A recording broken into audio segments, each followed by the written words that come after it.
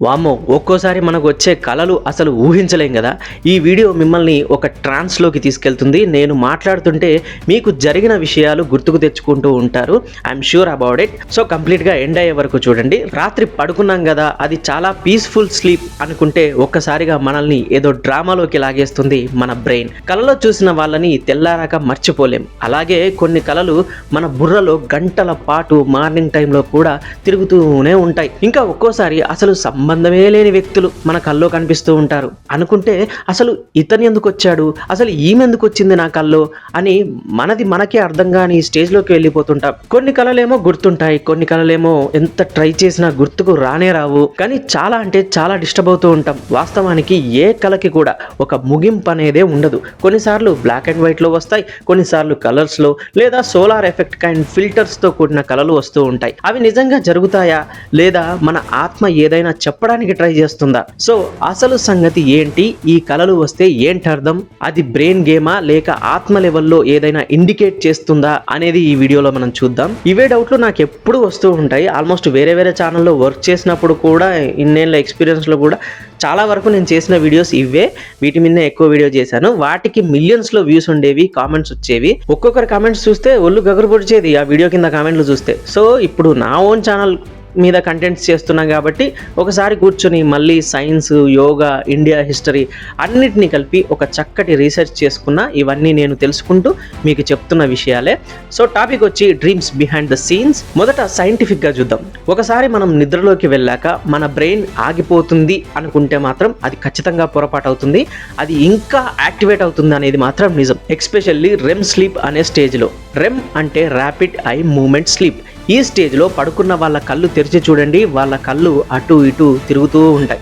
ఆ టైంలో వాళ్ళు ఏదో కలకంటూ ఏదో చూస్తున్నారని అర్థం. యోగాలో అయితే మనోనేత్రం, దివ్య దృష్టి అనే పదాలు వాడుతూ ఉంటారు. మనసు ఎటటో వెళ్ళిపోతుంది. ఇప్పుడు ఈ రెమ్ టైంలోనే మన brain stored memories, suppressed thoughts, even unsolved feelings అన్నీ ఒక డ్రీమ్ ఫామ్లో బయటకు వస్తాయి. పూర్తిగా కానీ కొన్ని సింబల్స్ లా కానీ మన కలలో కనిపిస్తూ ఉంటాయి. Dreams are the way your brain processes information.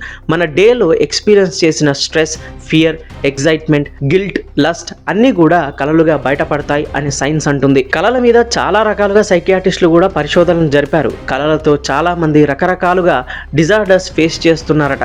సరే, ఇప్పుడు యోగా యాంగిల్లో చూద్దాం. యోగాలో స్వప్నం అనే పదాన్ని డ్రీమ్స్ కోసం వాడుతూ ఉంటాం.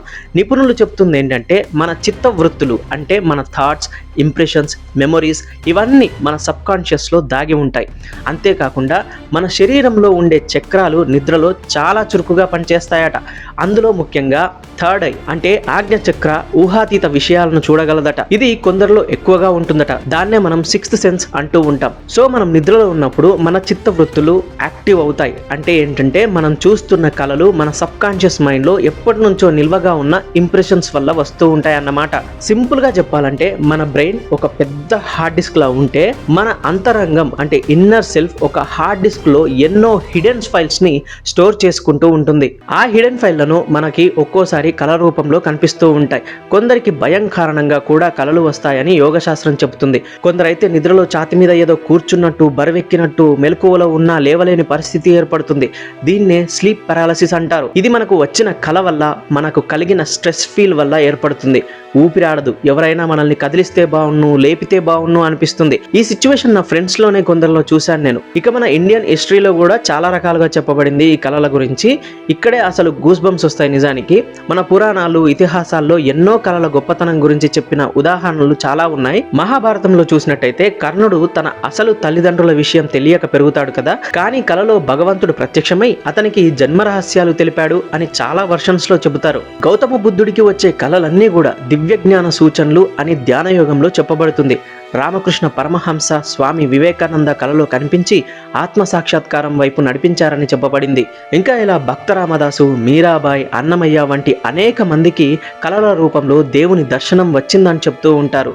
అప్పట్లో రాజులు కూడా కలలో దేవుడు కనిపించి దేవాలయాలు కట్టించమని కోరినట్టు కూడా తెలుపుతారు. ఆ మేరకు రాజులు కూడా దేవాలయాలు కట్టించినట్టు చరిత్ర చెబుతుంది. సో అది కలే కదా అని సాధారణంగా తీసుకోకండి. అవి స్పిరిచువల్ విజన్స్ అనే లెవెల్లోకి వెళ్ళిపోతాయి. యోగ నిద్రలో ఒక స్టేజ్ ఉంటుంది, దీన్నే హిప్నోగాజిక్ స్టేట్ అంటారు.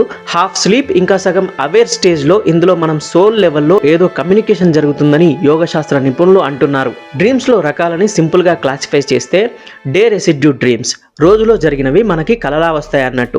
Stress dreams, lucid dreams, recurring dreams, prophetic dreams, ఇలా చాలా రకాలుగా ఉన్నాయి. కలలు అర్థం లేకుండా వచ్చేవైతే కావు. కొన్ని సైంటిఫికల్లీ ఎక్స్ప్లెయిన్ చేయవచ్చు, కొన్ని మనకి స్పిరిచువల్ నేచర్కి, మన భావోద్వేగాలకి, మన బిహేవియర్కి సింబల్స్గా నిలుస్తాయి.